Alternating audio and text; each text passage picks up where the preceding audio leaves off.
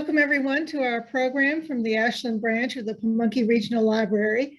Tonight our program is called The Psychology of the Scam, and our presenter is Martin Bailey.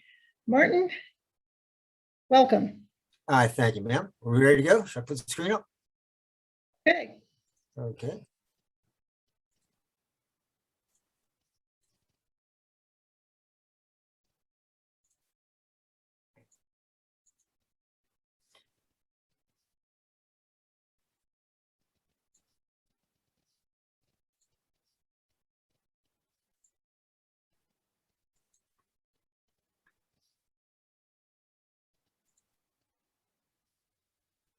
Okay, let me try to get off the screen first here.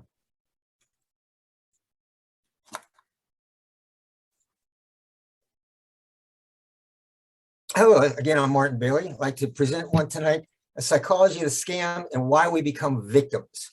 This is a program that I developed myself after giving several presentations on scams and psychology of the scams and identity theft. And inevitably, someone would always come up to me and say, I was so stupid that I got scammed, or I have a friend of mine that got scammed and they really fell for it. And it dawned on me, why are so many people so stupid? And it dawned on me again saying, wait a second, these people are not really stupid. There are some very intelligent people and they're falling victim to a scam. And this is what it is, we are victims. And we have to remember that we are victims of a professional criminal. These scammers are professionals, and this is how they make their money. They're professional criminals, and we've become victim to them. And one of the things I found out is, my question was, why do we become victims? How are we so manipulated so much? And what are some of the red flags we can look at? This is some of the stuff we're going to go over in this particular presentation.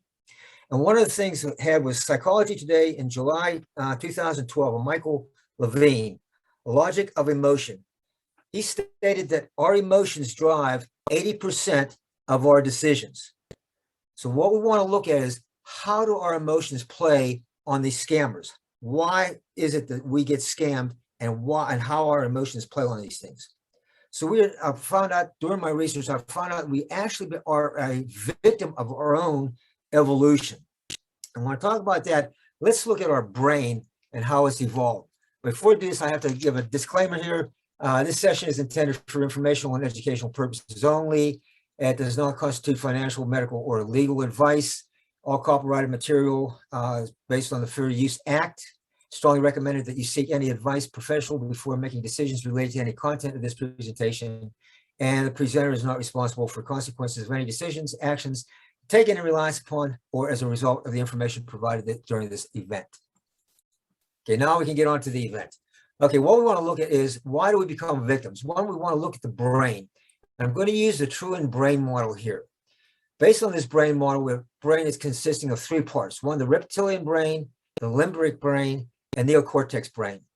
The reptilian brain, or noted as the first brain, or the reaction part of the brain, this is the first part of our brain that came up, and this basically controls our autonomic functions, our breathing, our heartbeat, our eye blinks, and also is the receptor of all stimulus that we receive.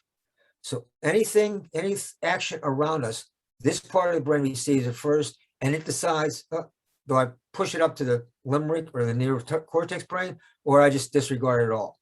So you may have something where you have say a dog on the other end of, on the other side of the street, just walking, and the reptilian brain looks at it and says, oh, or you may have a little puppy coming up to you and just, nice and everything like that. And reptilian brain says, well, let me pass that on to another part of my brain and see what they think they should do. So this is how that reptilian brain works. It says it's stimulus, and it decides which part of the brain to push it up to. Now, the limbic brain, this is our emotional brain. On the emotional brain, this deals with all our emotions, things that we should approach, things that we should avoid. And the more experiences we have, the more this particular brain grows, that it knows things that we should do and what we can't do and should do. And this part of the brain can tell us what we need to do, when we need to do it, how we need to act on it, things like that, based on our emotions. Okay. Then the neocortex part of the brain, this is the rational part of the brain. This is the brain we use for making decisions, for planning, any perceptions, ability to, or language, abstractions. So this is the higher thinking part of the brain. Now, when we talk about the stimulus, how it's passed on, what happens is the first stimulus comes up to the reptilian part of the brain, and it then does one or two things. It says, it evaluates the stimulus and says, okay, it's not really that bad. It doesn't have to have immediate action. Let me pass it on to the neocortex part of the brain. And then what happens is the neocortex goes down to limbic, and they start moving back and forth, debating, well, what should we do with this? How should we do, what should we do with this particular stimulus? Should we leave it alone? Should we act on it? How do we want to do it? And based on this going back and forth, supposedly our brain makes a very good rational and logical decision. So again, if the puppy comes up, and the brain starts, what should we do? What should we do? What should we do? And we decide, oh, let's pet it. So, rub it behind the ears, and that's your thing with a little puppy. Next stimulus, now say a tiger comes up to you, and it's about 2 inches from you, ready to attack you. The reptilian brain sends that up to limbic brain because it's something that has to be acted on immediately. Now, what happens is the limbic brain passes the rational brain. So there's no rational thought on it. This is based solely on emotion, something that has to be taken care of immediately. And this is an emotional response. And notice that rational brain does not get involved with that. One of the things I'm going to say is that these emotions that we deal with are hardwired into our brain. And this is our brain through evolution. And neuroscientists have found this out. They've done several experiments through several different cultures. And what they've done is they've looked at the different emotions. And each culture has the same facial expression for the same emotion. So if I show something of anger to, say, somebody in North America, South America, Africa, and Australia, they will have the same facial expression. And there's about 8 of these emotions that came out with the same facial expression. And the scientists decided that, or have evaluated and came with the thing that we are inborn with these genetic mechanisms that are common to the human race. Now, these are the emotions we're talking about: anger, sadness, fear, joy, interest, surprise, disgust, and shame. And what we're talking about for anger, and when we go over these, I want you to think of some scams that you've heard of and some of the emotions that may elicit on these scams. So if you have like the romance scam or a grandparent scam, you know what's happening there. You've heard of these scams before. What emotions do you think may be coming up? And what I'll do is I'll go over a romance scam and show some of the emotions that may be doing on that one there. But one of the first emotions is anger. Now, in anger, you have fury, outrage, wrath, resentment, violence. You're just anger, and this is an emotion that's overwhelming you right now. Then you have sadness. Sadness, you'll have grief, sorrow, gloom, loneliness, or depression. Now, remember, on the romance scam, the person's usually lonely. So now you may have sadness, that emotion of sadness in there, and the loneliness part of it for the romance scam. Next one, you have fear, you have anxiety. And what we want to do is we want to take that word anxiety, or that emotion anxiety. Let's put that aside for right now. But we have the fear emotion, and they say, okay, you have anxiety in there, apprehensive, nervousness, panic. Something's going to happen and you have to act on it right now. What do I do? And you're very, very afraid of something bad is going to happen to you. You then have joy emotion, and this is happiness, relief, bliss, delight, ecstasy. And again, let's look at that on the romance scam. Your joy, you finally find, the love of your life, maybe. So you're feeling joy about that. You're feeling anxiety and happiness. Or you're not anxiety, you're feeling happiness. Okay. Then you have interest. Now, the interest emotion, okay, acceptance, friendship, trust, affection, love. Again, the romance scam, affection and love. So right now for the romance scam, we have at least 3 emotions that are being played with. Okay. And then you have surprise. Surprise is something like shock, amazement, astonishment, wonder. What happened? Why is this happening? So you have that particular emotion there. And that could also be maybe put into the romance scale, saying amazement and wonder. Just, you're amazed that, you finally found the love of your life, or it's been so long since you've had one. Okay, disgust. You may have disdain, scorn, aversion, revulsion. And the last one is shame and guilt.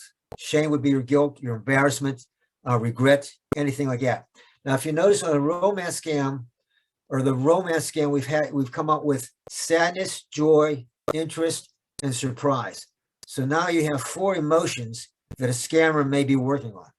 So instead of just one, he's working on 4 emotions now.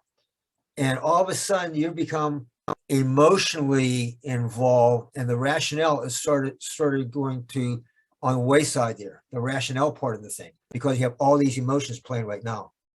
And this is one thing that scammers work on. They work on your emotions. And if you notice on the other side there, I have emotions trump reason. The more emotions you have, the less reasoning you'll be able to impart on the decision that you're going to make. Okay. So remember, emotions are going to trump reason every time, and bad will trump good. So if something bad is going to happen to you, that's going to be faster acting on you than something good. So if you won the lottery and you got to do it a little bit, you're going to be a little slower in reacting. But if you're going to get arrested, you'll be faster on your reactions. So bad trumps good, and emotions will trump reason every time. Now let's go back to that word anxiety. The thing with anxiety, what we're talking about there is, if you become anxious, you start becoming stressful. And once you start becoming stressful, stress again produces more anxiety. And again, more anxiety is going to produce more stress. And more stress is going to produce more anxiety. So you see, you now have a circle that's just going around and around and around. The more anxious you become, the more stressful you become. And up to a point there, stress is going to outweigh anything you're thinking of. And it's going to take over your brain. It's going to take over your emotions, anxiety, and you're going to make an emotional response to whatever stimulus has been acted upon. So why we become victims? On the emotional part of your brain. Blame me for all your stupidity? Absolutely not. Blame me for making you a victim, because he's seen how all these emotions now are tied into us, and how we are evolutionary have become tied to our emotions, and that's what our decisions are starting to be based on. Now that we went over some of the factors as far as the emotions go, let's look at some of the actors or the players in this scam game. Okay, first one we want to talk about is the scammer himself, and this is called the dark triad. Basically, looking at the ends justifying the means. Now, the scammers have 3 psychological personalities. One, Machiavellianism. Second one is narcissism, and third one is psychopathic. Okay, Machiavellianism or Machiavellian. What that is the ability to convince anybody to do anything, even if it's against their better judgment. So it's sort of like, if you'll excuse the expression, selling ice cubes to an Eskimo. The person has that type of personality. He can do it. He can talk you into anything. A narcissist, what they're doing, they're thinking that they are the most important thing in the world. The rules do not apply to them, and what they want, they should be able to have because they're entitled to it. So it's self-importance. So there you have two personalities. The scammer can talk you into anything, and the reason why he can, because he's able to do it, and it justifies, because he's entitled to what he wants. And then you have the psychopathic one. This is probably the coldest one, because the psychopath has no empathy, is very callous and very cynical. Society rules absolutely do not apply to them. So not only is he talking you into something that may be against your better judgment or maybe against your well-being, he's doing it because he's able to, and he deserves it because it's out there and it should be his anyway. And he doesn't care if it hurts you or not. And this is one of the things that I found out on some of the presentations that I've given. The psychopath will basically put you into the poorhouse, put you in the soup line, make you homeless. And the only thing he cares about is, can you give him more money? And this is some of the scenarios that I've run into. They want more money. And again, the ends justify the means.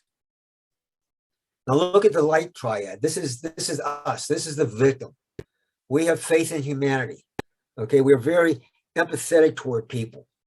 Okay, we share the feelings with one another, we understand their feelings, and we're sensitive to the person's feelings. Okay, we're compassionate, we experience sympathy for the person and pity, we're concerned about their suffering, we feel for them, again, empathy, compassion, and then you have the altruistic, which is basically saying, you know, we really care about you, we really need to do something for you, we want to help you out. So this is the, you know, faith in humanity, the good side or the light triad versus the dark triad. You can see what we're up against with the different personalities, the antisocial personalities that the dark triad has.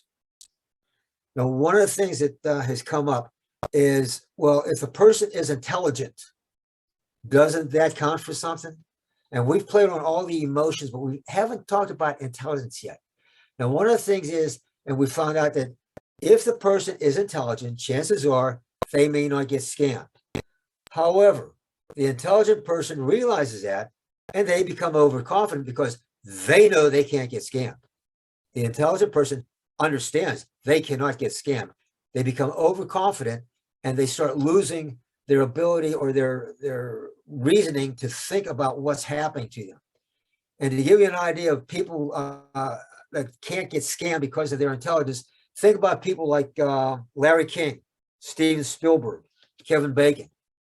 Some of these guys are at the top of their field, okay?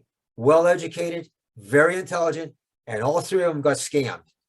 They got scammed by Bernie Madoff with that Ponzi scam. Three intelligent people, their intelligence played on them because they thought they couldn't get scammed. And one of the motivating factors they had was greed because they were going to make money that they didn't have to work for that much.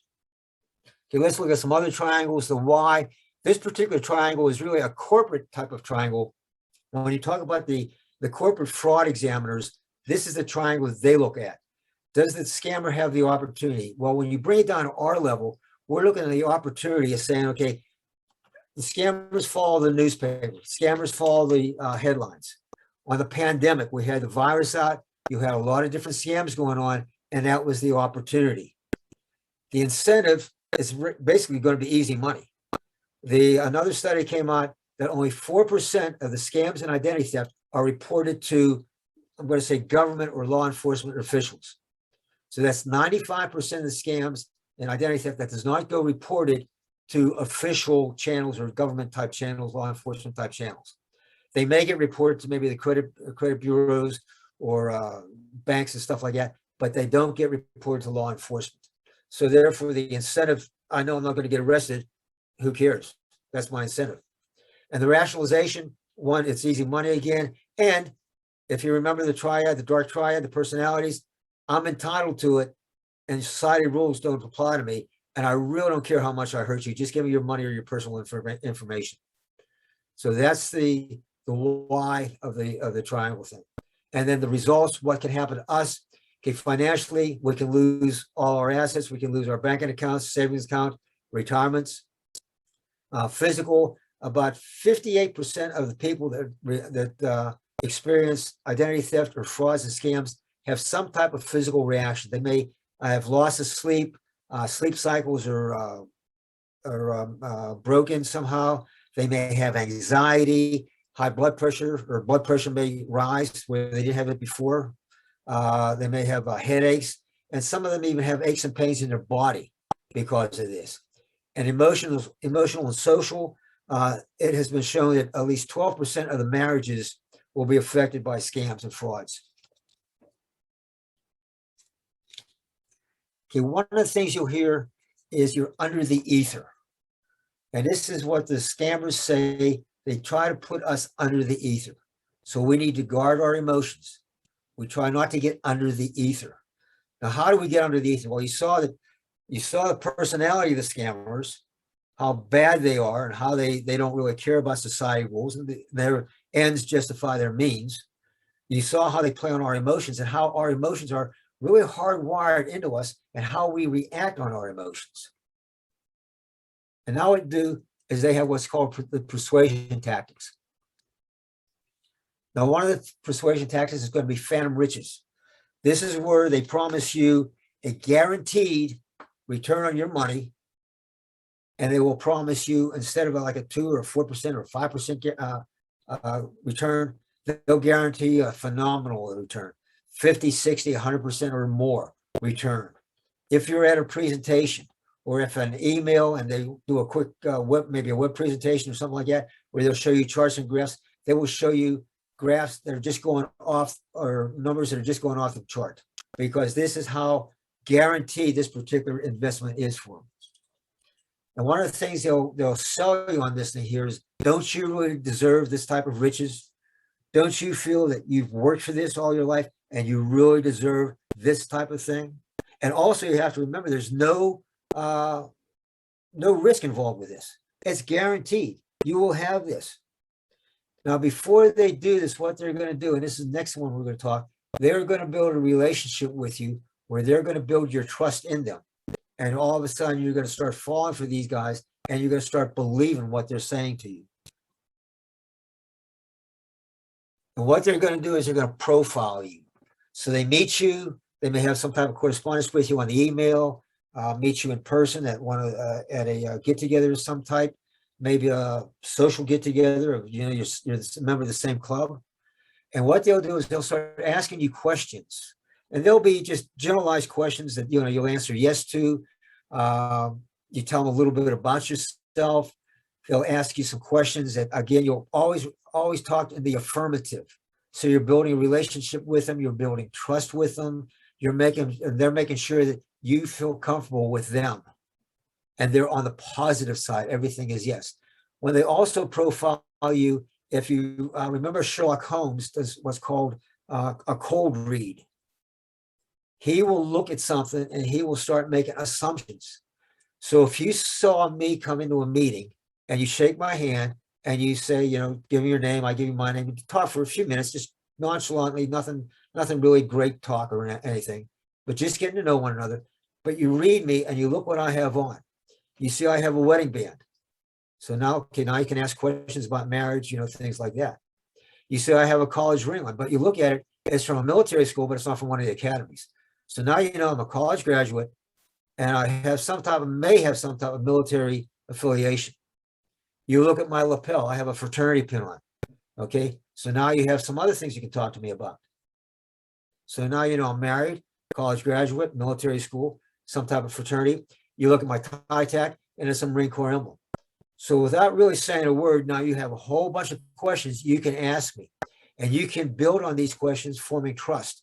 So you're profiling me to get an idea of what hot buttons you can push. And you're bringing me, again, starting to bring me under the ether, making me trust you. The next one is going to be source credibility. Okay, how credible am I as far as what I am selling you or what I'm telling you about? Okay, now if you remember source credibility, scammers can go on the dark web and they can get all kinds of false documents. They can get, what university you want me to graduate from. I can get a diploma from that university with whatever major that I'm supposed to have. Okay, it's all false documents.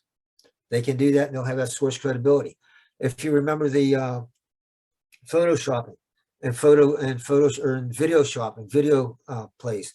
If you remember Tom Hanks is a war hero. He won the Medal of Honor. Forrest Gump, you saw, I think it was either President Nixon or President Johnson giving Tom Hanks the Medal of Honor.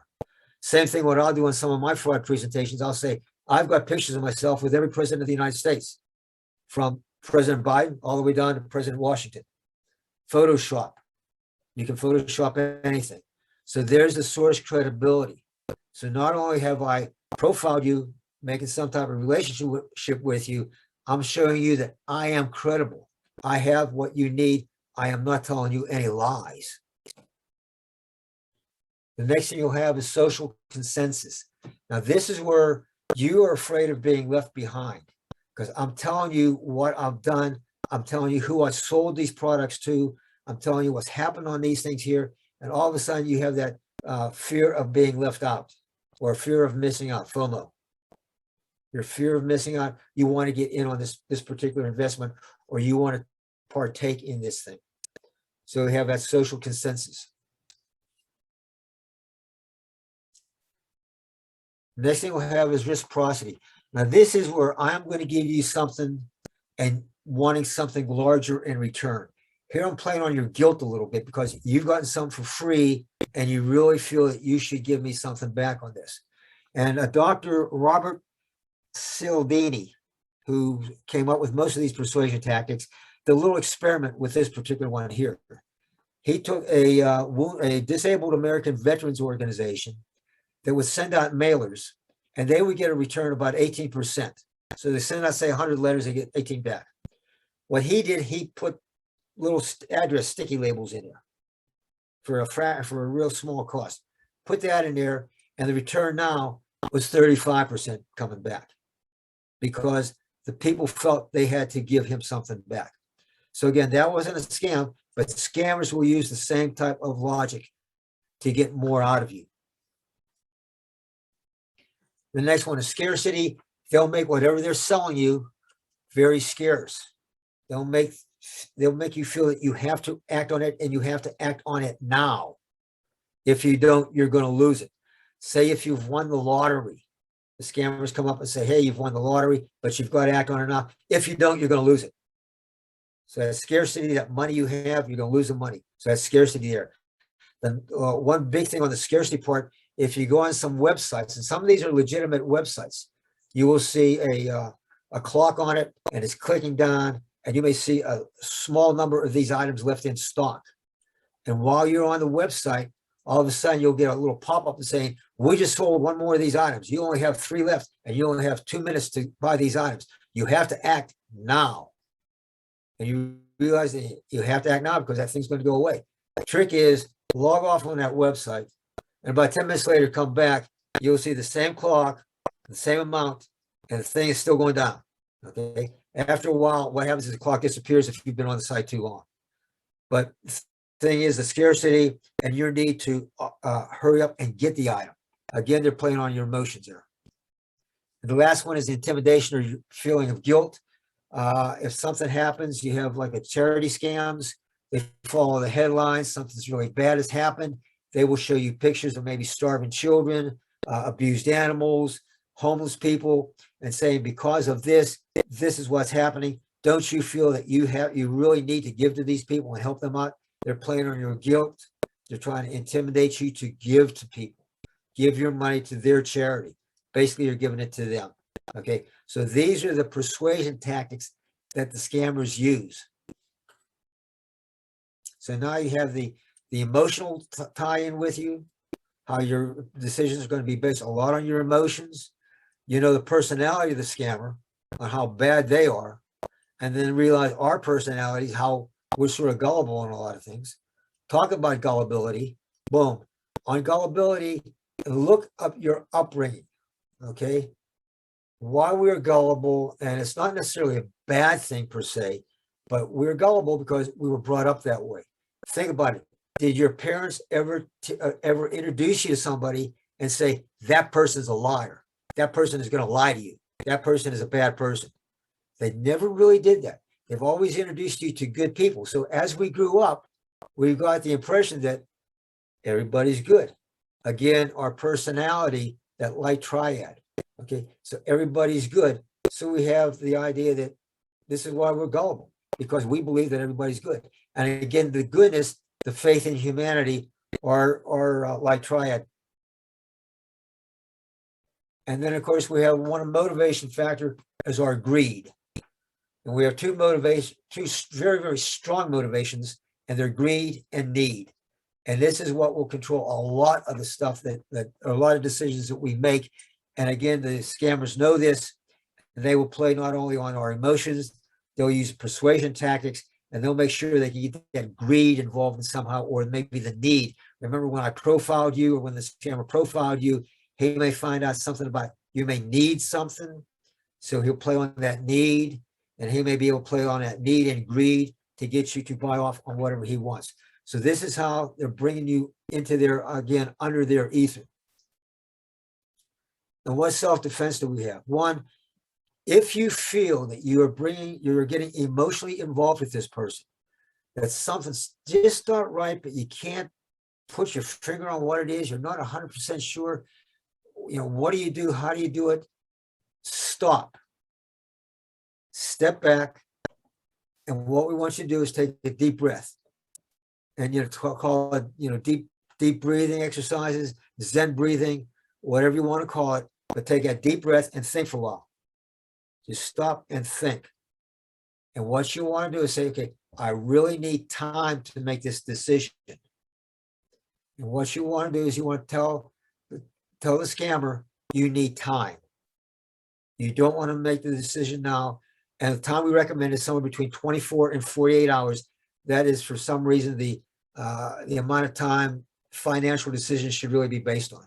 In this case here, this is most of our decisions. A lot of the scams will be run. They'll say that they're going to, like if the government gives you a call, they're saying they're going to suspend your benefits. They're going to do away with your Medicare card. They're going to put a warrant out for your arrest.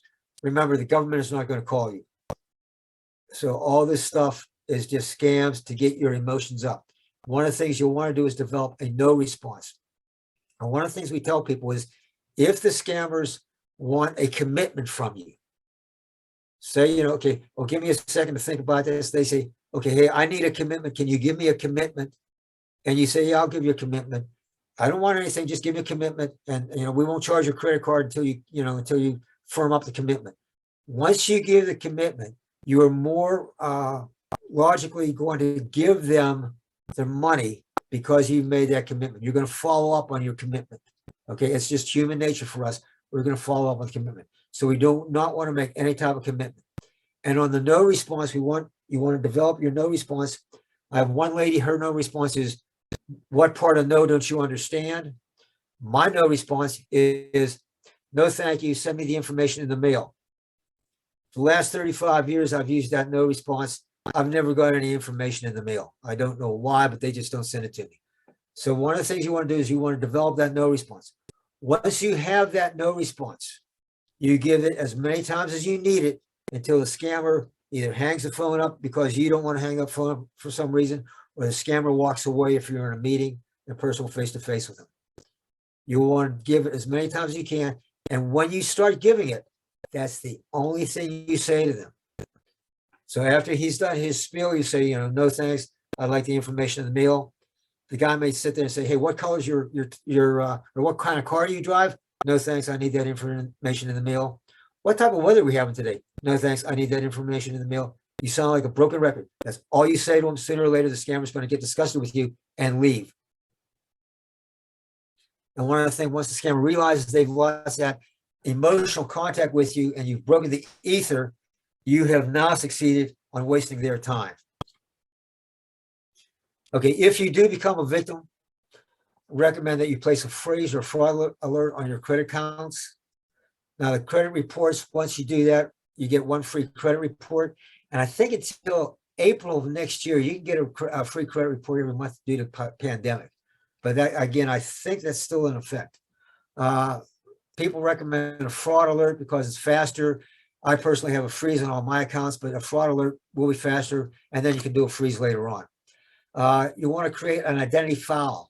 Now, identity theft file, what that is, you write down everything that's happened, the who, what, when, where, how, write it down in a logical order, and that way there, when you give it to law enforcement, you try to divorce your emotions from that, from your witness. You give everything that you've written down there. Law enforcement will appreciate that because you now become a good witness.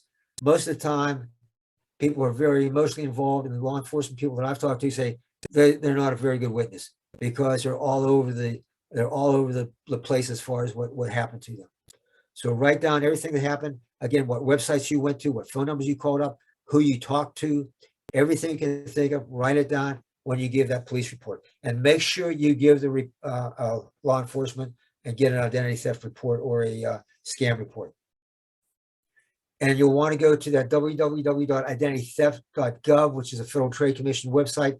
It has a great way of redeeming your identity and how to get rid of a scam and how to fight against that.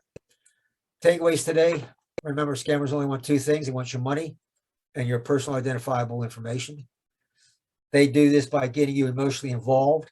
And remember, they don't care how they get you emotionally involved. They don't care what happens to you. The only thing they care about is getting your money or your information, and their means justify their ends. And when it comes right down to it, the only two weapons you have are your due diligence and vigilance. Again, for reporting and other resources, you can go to the Federal Communications Commission. If you have complaints, you can go to the Federal Trade Commission. And the Federal Trade Commission, what I would recommend is just go on that site, because they have a load of information. It's really good information. And same thing with the Federal Bureau of Investigation, the FBI site. They have a lot of good information on those two sites, and the Better Business Bureau site. But the IC3.gov is the Internet Crime Complaint. So if the scam happened either as a web, text, email, anything like that, you can go to the FBI, that IC3 site. Better Business Bureau, you can report the scam to them.